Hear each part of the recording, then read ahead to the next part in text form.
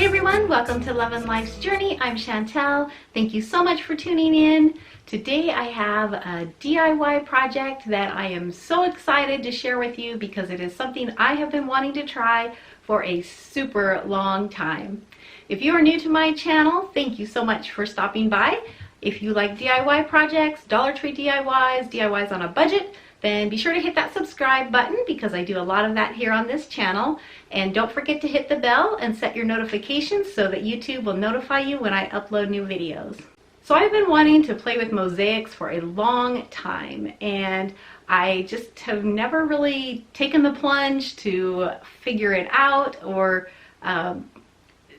give it a try. So I was in the thrift store and I found this cute little table. It was only $3, and so I picked it up about a month ago, and I really didn't have a plan for it. I just thought it was cute, and it was $3. So I got that, and it's been sitting here in my craft room for a month or longer, and I just decided I really wanted to try some mosaics. So since we really can't go out of our house now, I had to improvise on a few things, and I'll share with you about those as I go through the tutorial and how I did my mosaic table. But I'm really excited with how it turned out. It came out so good, especially for my first time trying something like this. And even though I'm calling this a how-to or a tutorial, honestly, it's more just how I did it, because I am not a professional. This is my first experience working with mosaics.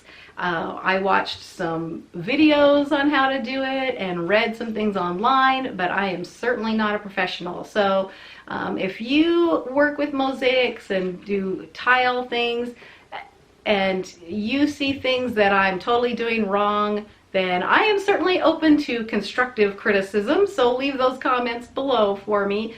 I thought it came out pretty good, and I did pretty good for my first try. So I'm really excited to share this with you, so let's jump in and get started.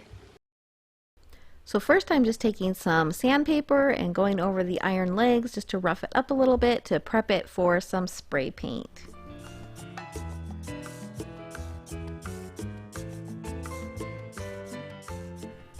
So I'm just going to freshen up the iron legs with some black spray paint. This is some I picked up off of Amazon, but you can pick it up at craft stores or at Walmart, at least if you're able to get to those stores. But if not, you can get it on Amazon. So I just painted the legs, and then I also painted that underside of the tabletop just so it had a nice fresh coat of paint.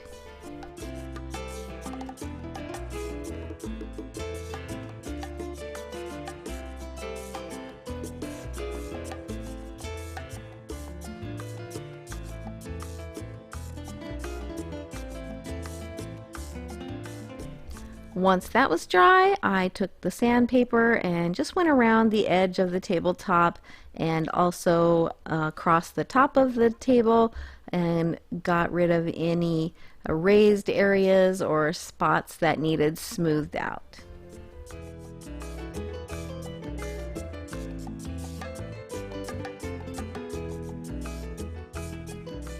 Since my new craft desk has now become my home office for the next however long, I will be working on this project in my dining room. So originally I had wanted to go to some thrift stores and pick up some miscellaneous dishes that I could break up and use for this project. However, since I am not getting out of the house, Amazon to the rescue again. I got these Mexican tiles, and they are advertised as broken tile, and they came, most of them broken, but some of them were full tiles except for just maybe a tiny chip. And I am using these for this project, and so I just took them all out of the box and kind of sorted them and organized them by colors.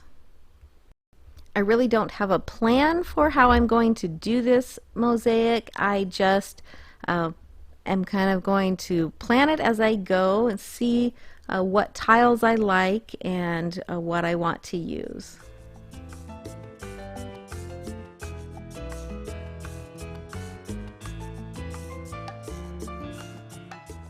So there seem to be quite a few that have the navy blue and also the green in them, and I like those colors, so I'll probably be using those predominantly in this project.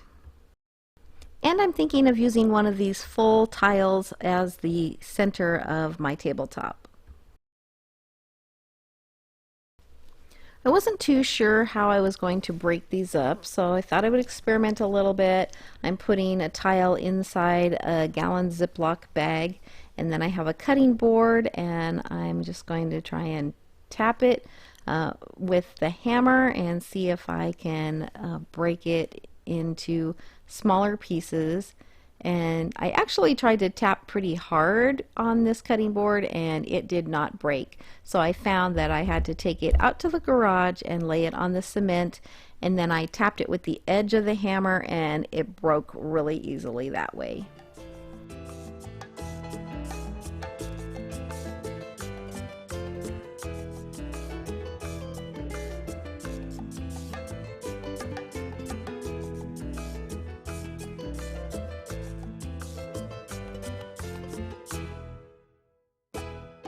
Then once I had my tiles broken into pieces about the size that I wanted, I just started to lay them out on my tabletop, and I'm starting with the outside edge first and just laying them around and placing them dry before I put any glue on them. I want to lay it out so that I have it set like it's going to be before I start gluing anything down.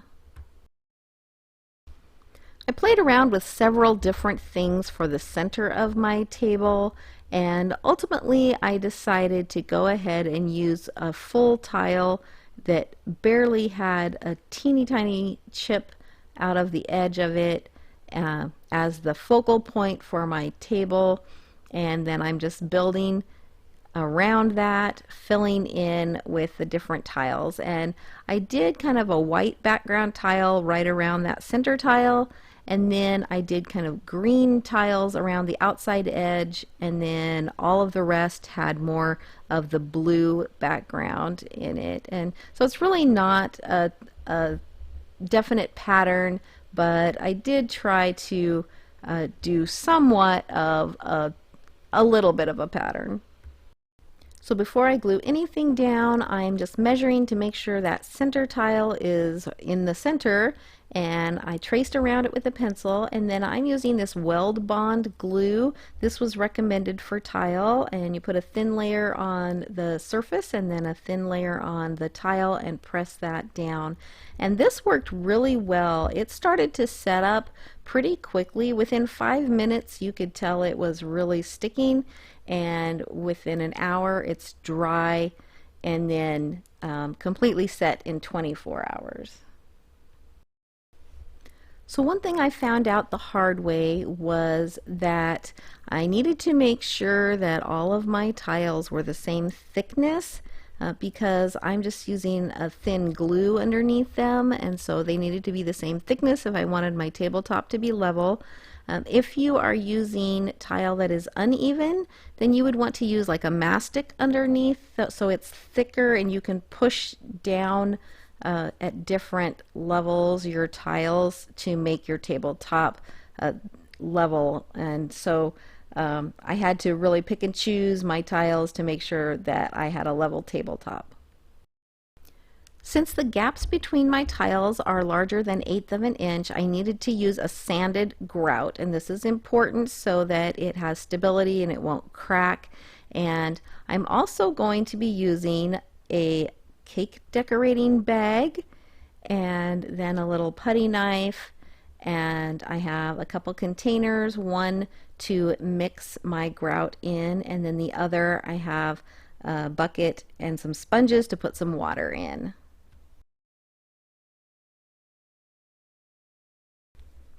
So I wasn't sure really how much of this grout to mix up, so I actually ended up mixing up about twice as much as I needed, but I just put a little bit of water in my container and then added the sanded grout powder, and I'm using this in the color of antique white.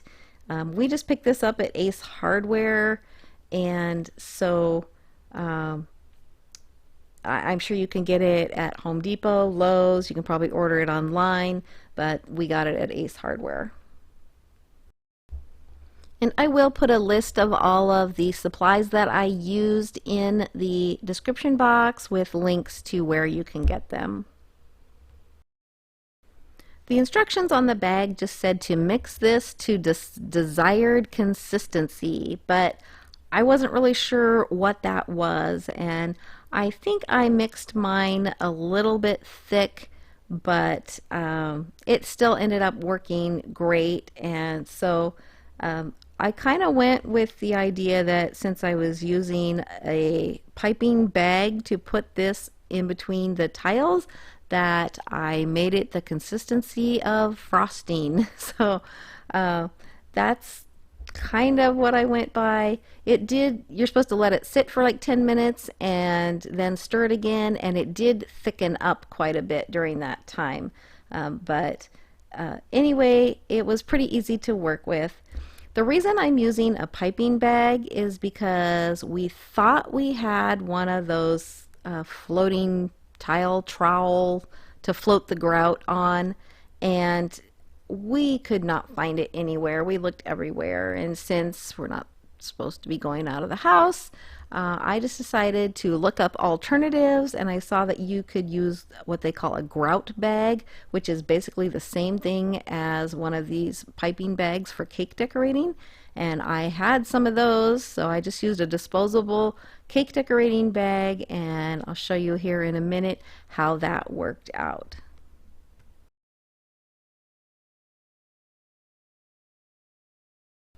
So here you can see that the grout mixture thickened up quite a bit, but as I worked with it, it seemed to soften back up. So here is my piping bag. I'm going to put it in a glass and fill it up. That makes it really easy.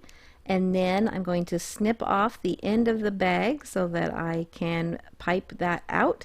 And I'm just squeezing it out in between all of the tiles, filling in all of the spaces really well, and then I'm using the putty knife to just spread it around a little bit. And I thought this worked really well. I think it would be faster to use the trowel. However, I think this is a less messy way to do it. Although I wouldn't recommend doing this technique on a large piece that you're doing mosaic on, because your hand will probably get really tired. So I'm doing a small section at a time, filling in the grout and then going over it with the putty knife and also using my finger a little bit, but then I'm taking a wet sponge and just wiping off all of the excess grout until it's only between the tiles and the tiles are clean.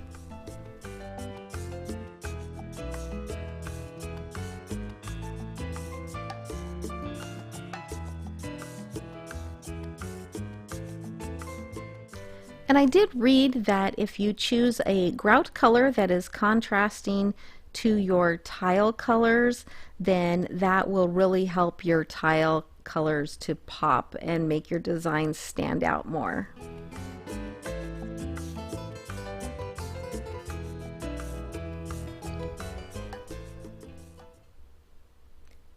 So as you can see, I did have about twice as much grout as I needed, but live and learn. I had a big bag and I still have a lot left for future projects. So one of my biggest challenges with this project was knowing what to do with the edge of the table.